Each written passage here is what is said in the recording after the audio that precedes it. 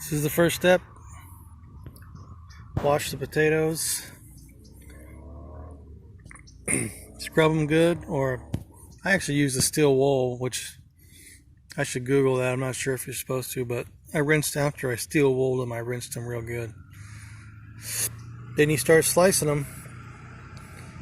I cut them in half, and then I slice them about three quarter inch thick. After I cut them in half the long way, like that. And these things are great. These cookers, induction cookers, are very fast. Then when they're all chopped up, you add some water. You could boil the water first and then add the potatoes after you get the water boiling, but I'm not going to do that for space reasons. So I think I'm going to start with just a little bit so it gets boiling fast. Yeah, that's about all I'm going to add for now. Once it gets boiling, I might add more. Probably will. Then get this guy. We'll go for max sear, which is the highest setting, which is 1500 watts max sear, and then you just press start. And this pot has to be magnetic. Magnet has to stick to the bottom.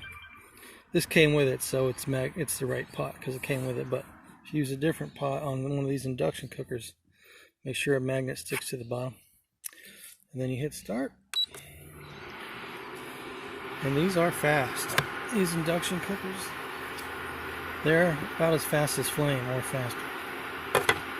Put a lid on it. Alright.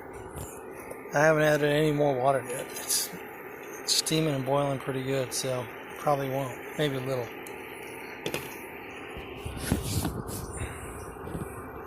I had to turn it down to medium.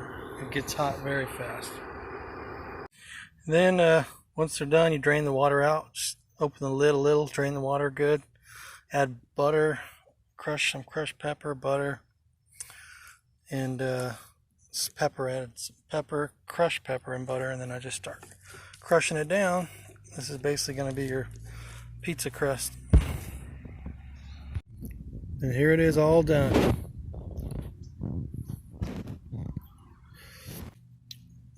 And then just added some sauce, heated up the sauce a little while, turned the heat down to around medium high, heated up the sauce with the lid on it.